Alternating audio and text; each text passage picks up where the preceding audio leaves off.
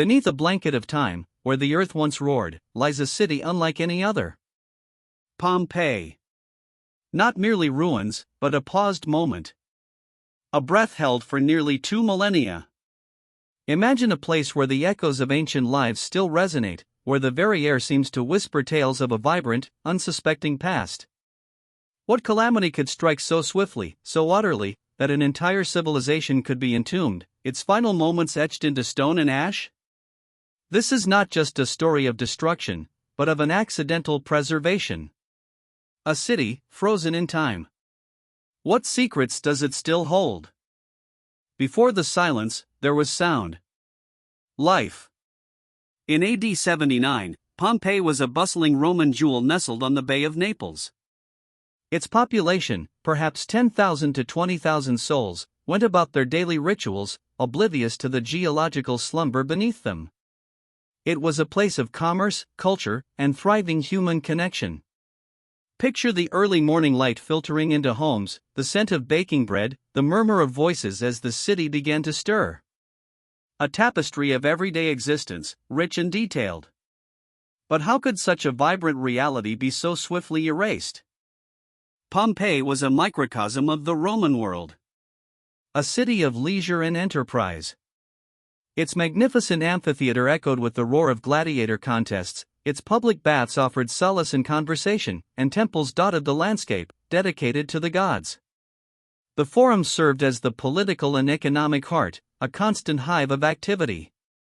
Vineyards stretched into the distance, olive groves swayed gently, and fishing boats plied the waters of the bay. Every facet of Roman society was on display, vibrant and seemingly eternal. A life of abundance. A life destined to vanish. Walk through Pompeii's streets, even today, and you can almost hear the cacophony. Paved roads, raised sidewalks, and stepping stones for crossing during heavy rain. Shops lined every thoroughfare, offering everything from fresh produce to fine crafts. Brothels, taverns, and bakeries punctuated the residential areas. The rich resided in opulent villas, their walls adorned with frescoes, while ordinary citizens lived in more modest homes, yet still part of the city's ceaseless rhythm. It was a symphony of daily life, utterly commonplace, utterly unaware of the catastrophic climax approaching. A city living its last days. Towering majestically over this bustling scene was Mount Vesuvius. A silent, brooding presence. For centuries, it had been dormant, its fertile slopes home to vineyards and farms, offering no hint of the monstrous power contained within. To the residents of Pompeii, it was simply part of their landscape, a beautiful backdrop to their prosperous lives. They built their homes, cultivated their land, and lived in its shadow without fear, perhaps even with affection. A sleeping giant. But what happens when a giant awakes, after ages of quiet slumber? And what does it reveal about human perception? There were warnings, subtle at first, then undeniable.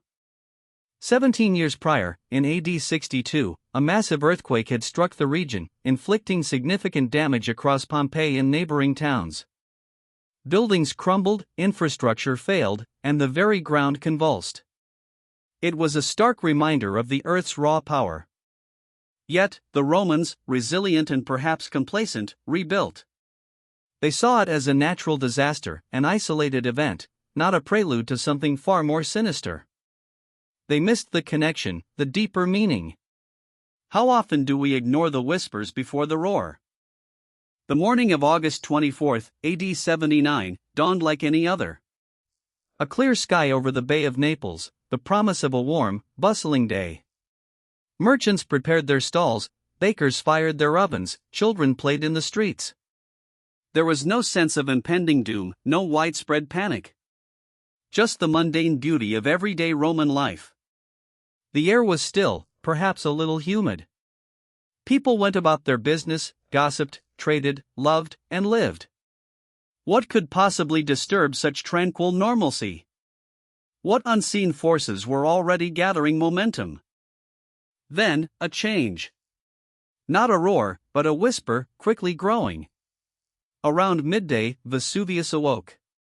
Small explosions, a plume of smoke, a distant rumble. Initially, perhaps, curiosity.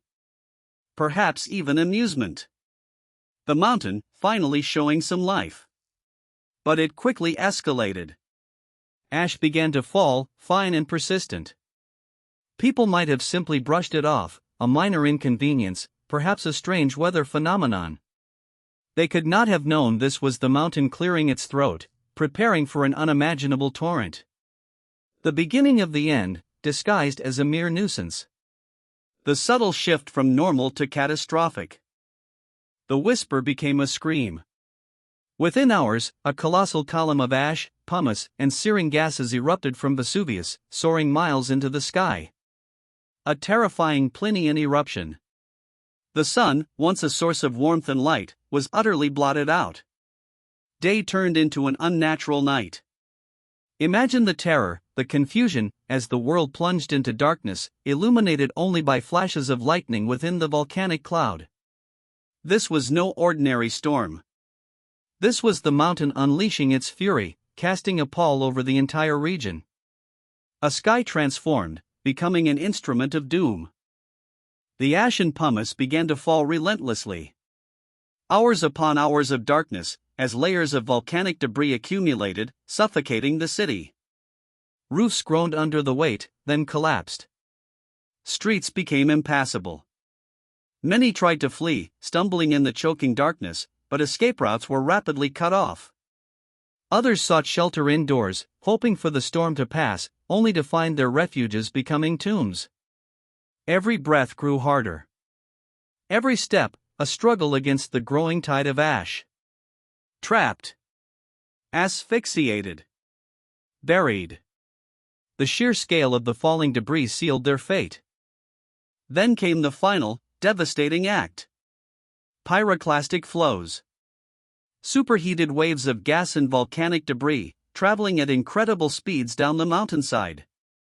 These flows were instant death, incinerating everything in their path. Buildings, trees, and people. A searing, unstoppable force. Those who had survived the ashfall, those hiding in their homes, were overwhelmed in an instant. No escape. No warning for the final, fatal embrace. The city was not just buried, but utterly consumed, its very air turned to a weapon. The ultimate expression of the mountain's wrath. Thousands perished. Not slowly, but in a horrific instant. Suffocated by ash, buried alive by pumice, or instantly incinerated by the pyroclastic flows. They died in their homes, in the streets, trying to flee. A mother shielding her child, a gladiator in his barracks, a dog chained in a courtyard. Their final, desperate moments were preserved, not by design, but by the very medium of their destruction. The ash solidified around them, capturing their forms, their expressions, their last gestures. A macabre snapshot. An entire city's end, captured for eternity. After the fury subsided, nothing remained but a desolate, ash-covered wasteland. Pompeii, once a vibrant city, was gone. Buried under meters of volcanic debris, it vanished from human memory, its location forgotten, its existence relegated to myth and legend. Centuries passed. Empires rose and fell. The world moved on, oblivious to the perfectly preserved city hidden beneath. A vast, silent tomb. A lost world, waiting. What forgotten knowledge, what untold stories, lay beneath that blanket of earth? And who would ever stumble upon this extraordinary secret? The city's awakening was as accidental as its demise. In the 18th century, construction workers digging an underground channel stumbled upon ancient artifacts.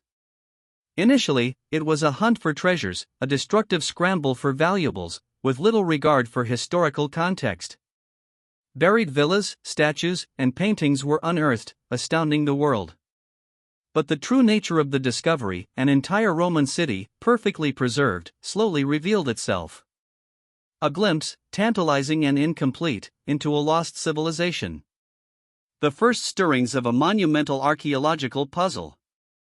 It was Giuseppe Fiorelli, in the mid-19th century, who transformed the site from a treasure trove into a scientific endeavor. He introduced systematic excavation techniques, mapping the city, preserving what he found, and making a revolutionary discovery: the plaster casts.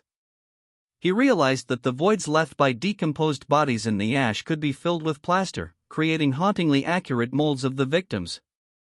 These casts brought the human tragedy into vivid, painful focus. Not just artifacts, but human beings. Their final forms, their last expressions, eternally captured. A silent witness to a past horror. Pompeii became, almost miraculously, history's greatest time capsule. The volcanic ash and pumice didn't just destroy, they preserved. Perfectly. Frescoes still vibrant on walls, graffiti scrawled by citizens, loaves of bread carbonized in ovens, intricate mosaics, tools, jewelry, even human hair. Everything left exactly as it was on that fateful day. It's a window, clear and unobstructed, into the daily life of the Roman Empire, capturing the most mundane to the most intimate details. We see their art, their food, their passions. What other place on earth offers such an immediate, tangible connection to an ancient world? The plaster casts are perhaps the most poignant discovery. They transform abstract history into deeply personal tragedy.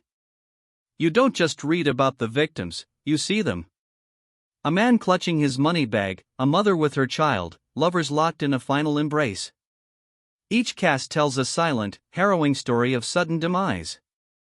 They are a powerful reminder of the human cost of natural disaster and the fragility of life. What does it mean to glimpse into the very last moments of someone's existence, frozen for eternity? It forces us to confront our own mortality and connection to the past. Today, Pompeii is a UNESCO World Heritage Site, still revealing new secrets through ongoing research and modern technology. It stands as a unique monument, not only to a catastrophic event but to the richness of Roman civilization itself. It is a classroom without walls, a living museum, continually offering profound insights into a world long gone. Pompeii reminds us of the raw power of nature, the resilience of humanity, and the invaluable treasure of a moment frozen in time. What lessons does this silent city offer us, 2 millennia later, about life, death, and the echoes of history?